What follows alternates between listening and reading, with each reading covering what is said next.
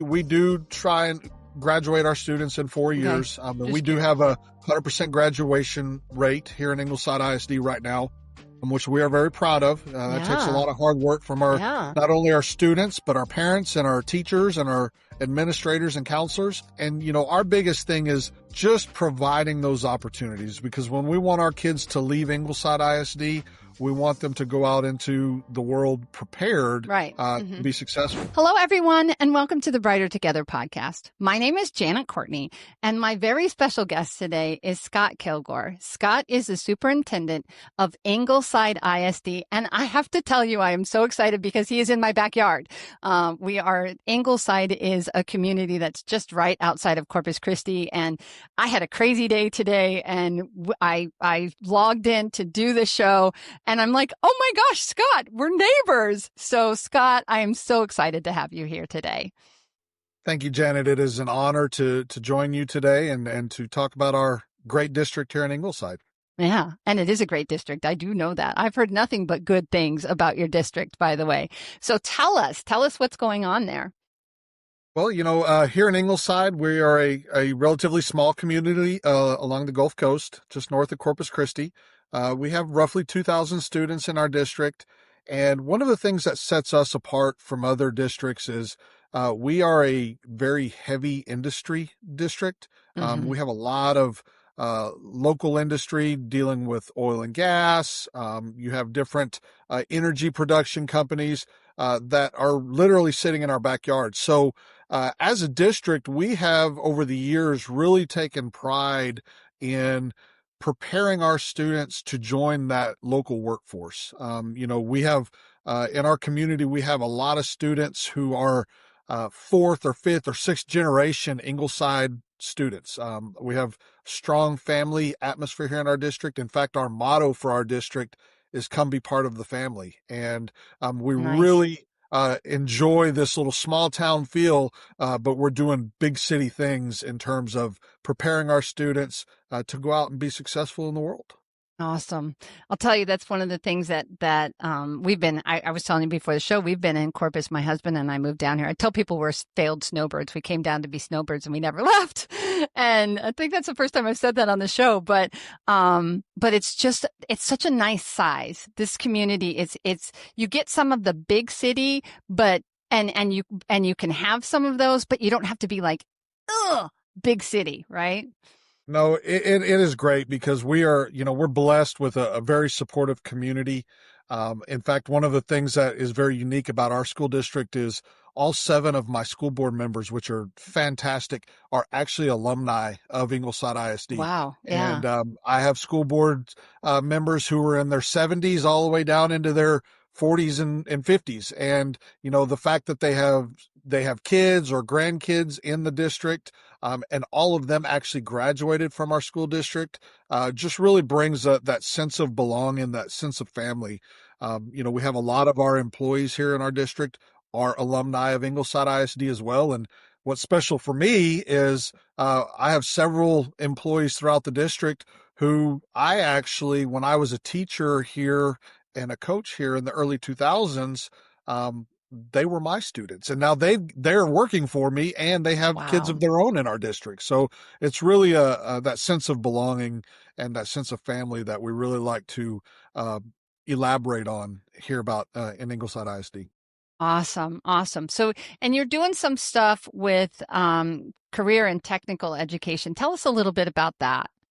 Absolutely. So, with us being a heavy industry district in terms of our tax base, we have, these big oil refineries. We have, different marine industries. And so what we try and do is prepare our students and give them that opportunity to explore those different industrial jobs and different opportunities that are out there in our community while they're in high school. Here in Ingleside, we push college and we want our students to go to college or the military, but we also know that not every kid wants to go to college.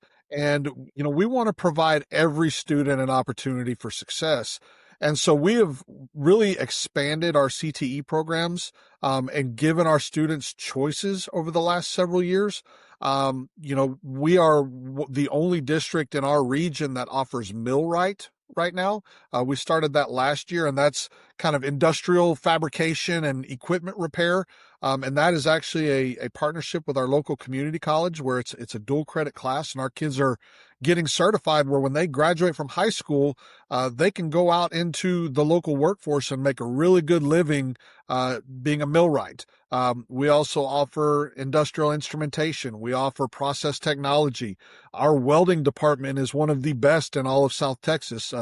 In 2021, we built a brand new state-of-the-art welding facility with 28 welding bays where we can house students with state-of-the-art equipment and get them certified to be welders when they graduate high school and then go out and make six figures straight out of high school in that industry. But we also know industry isn't everything. So we offer other opportunities. We have a very robust engineering program. We have a lot of students who are involved in engineering. They get involved in robotics. We're starting to explore a little bit in drones and computer coding with that. We also offer culinary. And then one of our biggest programs is our health science program. So we have students that, they become certified phlebotomists or EKG technicians while they're in high school. Wow. So as they go into either further their education or go into the workforce, they have those certifications where they can get a good paying job in the medical field. Right out of high school. Right out of high school. That's fantastic. Yeah. That's so great. So, what would you say is probably one of your biggest challenges when it comes to all of that? I think the biggest challenge in terms of as an educator in our current educational system and how accountability lines up with Texas public schools, we're asking students at 14 years old to basically decide what pathway they want to take for the rest of their life. I'm in my late 40s and I don't even know what I want to do when Yeah. I grow up. Yeah, right. And, it's hard to ask a high school student like, hey, you really like welding. So we're going to put you on this pathway. And, in order for us as a school district to get, all of the credit and to get all of the funding that we need to continue to operate these programs, you have to stick with that pathway your entire high school career. You have to Okay. complete it or you have to take so many classes. Well, a 14-year-old, they don't What always know happens that. when you change your mind? Yeah. What if I Right. change? Because I did. I certainly Yes, me did. too. Yeah. And, as a parent as well, I have four kids of my own. I didn't expect them. I want them to experience things, right, in high school and know what they want their future to look like. So our biggest challenge is how are we going to give all of our students the knowledge to make the best decision for them, but also stay in those guidelines where, we are helping the district out in terms of getting those students to complete a program and getting those certifications. And so that has been a challenge, but I think we've taken some necessary steps and done some really good things in our district to educate not only our kids, but their parents on what opportunities are out there. Yeah. Yeah. Because it's not like when you and I went to high school. That's for sure. It was like my biggest thing was I wanted to drop calculus because I hated it, and that was my biggest concern. My Yes. guidance counselor didn't want me to drop it, and I was like, I'm never going to use this, and I hate it. So, and I was a straight A student, so let me go. Yeah. Yes, ma'am. Different, definitely a different world. So, but everything is becoming faster and sooner, and yeah, and we do need to let kids be kids, right? Yes. Yes. And that's one of the things that we're very proud of. We actually last year started a careers class at our middle school where all of our middle school seventh and eighth graders take kind of a career investigations and a general employability. And what they do is they actually learn about all of the different pathways we offer at our high school. And so they take part of each semester and they learn about what the industry pathways look like and then what the health science pathways look like. So we're introducing them at that middle school age to the different opportunities in hopes that at the high school level they've kind of got at least that general idea of what they want to study, and to prevent them from always changing. Mm-hmm. And then with that, we've also you talk about, well, how are you teaching a middle school student to do welding or to you know to do a stick with a needle for phlebotomy or medical sciences. And so what we actually have started doing is incorporating virtual reality into that Oh, middle school program. And we purchased with some grant funds that we got from some local industry partnering with them.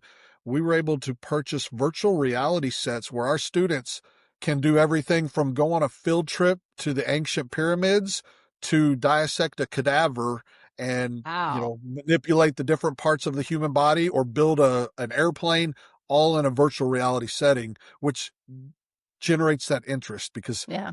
kids hands on, that visual appeal, that electronics, but it also helps guide them on what they would like to really do as they get older. Wow, that's fantastic. That's so how many of or percentage or I know you have to as a superintendent be a numbers person, but how much of your students or how many of your students, if I can answer the question, right, are taking these pathways? So, really all of our high school students, we try and get them into some type of CTE pathway. Okay. Some of them don't necessarily complete a pathway. And we have those conversations where we really try and work with them and their parents and educate them on the different opportunities out there. But we do have approximately 85 to 90% of our students in one of those pathways. Okay. And now getting them all to complete that is something that we're ongoing each year, and those are having those conversations with counselors and teachers and parents. But we really want to open those doors for our kids and let them know, hey, these opportunities are out there, and you can get this certification. If you go to college, great. You don't have to stick with that, but at least while you're in high school, get some of those soft job skills and that exposure to the different opportunities that are in our local workforce community. Do you have the option of a fifth year? We don't really have that option of a fifth year. We do try and graduate our students in 4 Okay. years. And we Just do curious. have a 100% graduation rate here in Ingleside ISD right now, which we are very proud of. That takes a Yeah. lot of hard work from Yeah. not only our students, but our parents and our teachers and our administrators and counselors. And our biggest thing is just providing those opportunities, because when we want our kids to leave Ingleside ISD, we want them to go out into the world prepared Right. to be successful. For sure. Yeah. I didn't prep you for that question, so I hope I didn't throw you off with that one. But so No, not at all. here's another one. I'm a sped person, special education. So how do you handle that with your special education population? Well, and I'm a former special education teacher myself, so There you go. that group of students, the biggest thing about special education is we want to prepare them just as much as we prepare your general ed student, right? Yeah. We want to give them those opportunities and open those doors for them. So what we really focus on doing is working with those students and their parents through the ARD process, through setting their goals, and providing that information and those extra resources so that they can make the best decision for themselves and their students, and develop a very comprehensive transition plan for when they leave high school and they either are going into further their education or going into the workforce. There is a crisis in this country, a massive shortage of special education teachers. We know how devastating this can be for your students, families, and staff.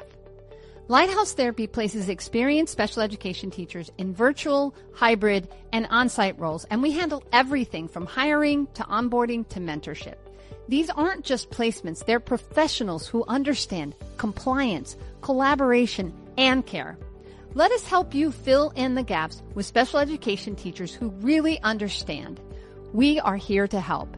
Visit lighthouse-therapy.com/brighter together to connect with us today. Awesome. Awesome. That is fantastic. I love that. It's where my heart is, those kids are my heart. So it's always good to hear and see schools that just are embracing all aspects, all kids, right? That's what we want, is all kids. Beyond CTE, what would you say is probably one of the biggest challenges overall that you face?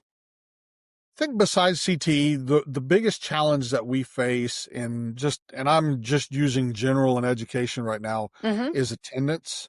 Yeah. Okay. Since COVID, since we've come back from COVID, school districts are fighting attendance, because we're used to before COVID, attendance rates were generally pretty good.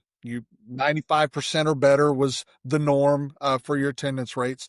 And now what we're seeing is a lot of school districts are anywhere from that 90 to 92, 93% attendance, which that sounds great. But as a public school and the way funding works out Yeah. is if the kids aren't in school, the district's not getting funded. And, we have to staff and pay the bills as if every kid's going to be here. And so really that communication piece with our parents and our students, like, yes, we understand when you're sick, stay home. We want you to Right. get healthy. But if you just, you're just not feeling it today, you still got to drag yourself to school and Right. get that education. And it's because that's what's going to make you successful is overcoming those challenges. Yeah, you're not And going to that is learn if one you're of the not things there, right? Yeah, sorry. yes. Yeah, no, you're fine. And so that is one of the things that I think all school districts struggle with right now. Yeah, and I've railed on the show about how schools are funded because it's crazy. It's upside down and backwards. I've gotten on my soapbox before about how they fund schools and and it's insane. I mean, it's a really, really broken system, and I don't know. I don't have the answer to fix it, but I want people that are not just educators to understand the challenge that public schools are facing, because it's a major issue, and it's really it's one that you're stuck in a system that hasn't changed for a long time, and I'm prayerful that as people become more aware and people become more cognizant of what's happening in schools and how schools are getting funded, that there's got to be some change. There just has No, to. the last legislative session, it helped. There were some benefits that public schools got, with additional funding. And, especially us living here along the coast, we faced some real challenges with, property insurance because of the Hmm. windstorm. Yeah. And, Oh, tell me about it. it was almost discriminatory because as a school district, we were paying, just an example of us, over $1 million more per year than a similar district our size who was 100 miles inland. Yeah. And so that's money that's coming out of us being able to educate our students. And it's And no joke. That's no joke. no, That's my highest insurance here as well. yep, we Yeah. we were spending approximately $1,300 per student on windstorm insurance in our Yeah. district. And so, those are real dollars, and those are local dollars that, we collect in local tax base that we were having to spend not on educating our kids, but Hmm. just on insuring our buildings. And Right. so, the last legislative session helped. There's still some work to be done. And, but as a school, our job is to get kids ready for a successful future. And we're going to continue to do that no matter what. Yeah. Yeah. And that's the most beautiful thing about talking with me and with the podcast, is talking about, it doesn't matter. I have seen it over and over and over again. It doesn't matter the struggles and the fight. Every single person that I have spoken to, and you just Scott, so beautifully gave that example of, we're still doing it. We're still fighting this fight. Oh, that gives me chills. We're still fighting the fight. We're still working towards making sure, no matter what happens, no matter how you fund us, no matter how many kids you give us, we're still fighting for your children to give them the best education that you possibly can. And that's the part that, man, it's just so amazing and beautiful to see. So thank you for saying that so eloquently, because it's just amazing. And thank you for this time. I love the fact that that we've been able to have this conversation. Where do people go if they want to learn more about Ingleside and you, Scott? So if they want to learn more about Ingleside, we do have a very, robust, social media. We do a lot of, social media on our district Facebook page, which is Ingleside ISD. All of our campuses have their own Facebook pages as well. And we do try and engage our community through social media. We also update our website regular, which is inglesideisd.org. we post a lot of information. We like to communicate with our community, and we actually, when I became the superintendent a few years ago, we actually started our own district podcast, Oh, which fun. yes, so we do each month we do different podcasts, and it's called Ingleside ISD Mustangs on the Mic.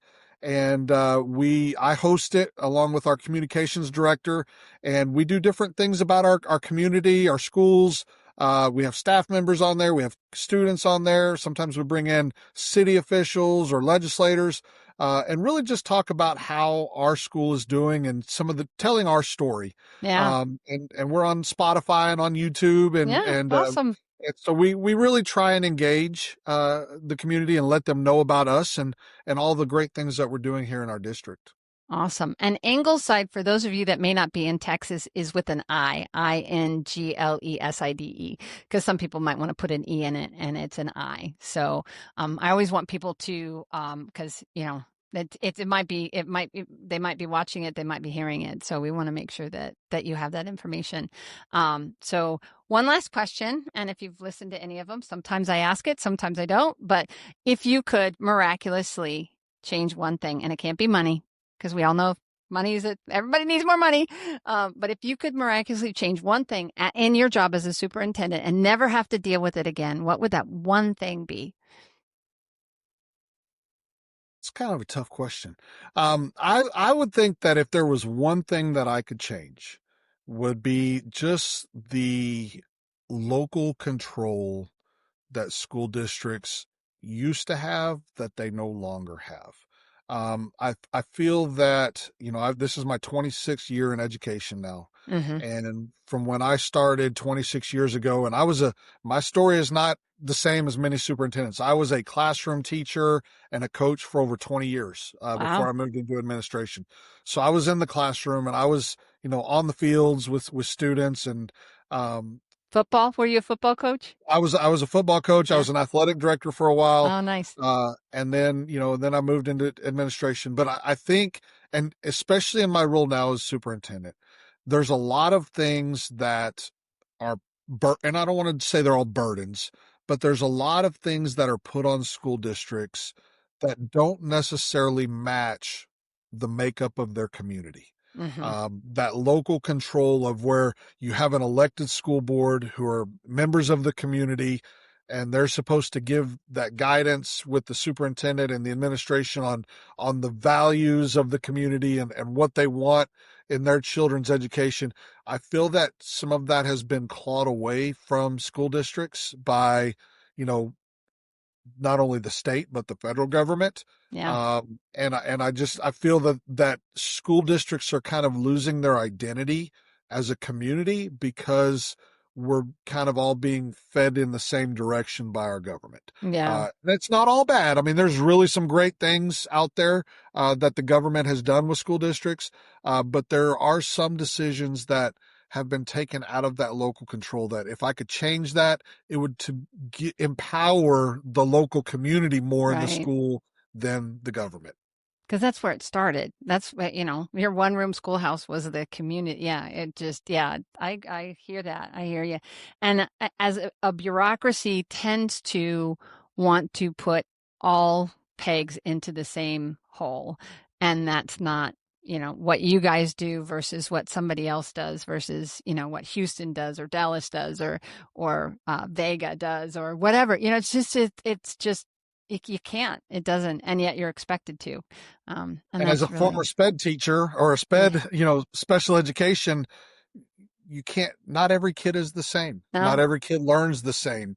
And giving a school district the ability to do what's best for our kids yeah. based on those local decisions, I think it'd be a game changer. Hmm. And it is what it is. And like we said earlier, we're going to continue to do what's best for kids, Yeah. Yeah. And and work change with them. comes, but it's just not, it's not quick. Unfortunately, the Yes, bigger ma'am. the bureaucracy, the harder change is. And the harder it is, you can't turn a ship on a dime, unfortunately. So, but that's what we're doing. We're working on it. We're as much as we can. We're trying to awareness, and exactly with your podcast and what you guys are doing. I love that, because the more people know, the more people listen and pay attention to what's happening in their community, the more you get involved, the more that you can really do. We really are able to make change in a positive way, hopefully. So I'm prayerful that for our education system and for our country, because it needs to happen. Things need to change. And so thank you for Yes, coming ma'am. on. Thank you for telling your story. Thank you for being the amazing man that you are, and the work that you've done. And I just appreciate you so much. Thank you so much for having me on your show. I love sharing our story here in Ingleside ISD. We have an amazing district, an amazing community, and we like to pride ourselves on being a district of champions. And we have the students and the community behind us, and I'm really excited about our continued future here. Keep it up. Keep it up, Scott. Keep it up.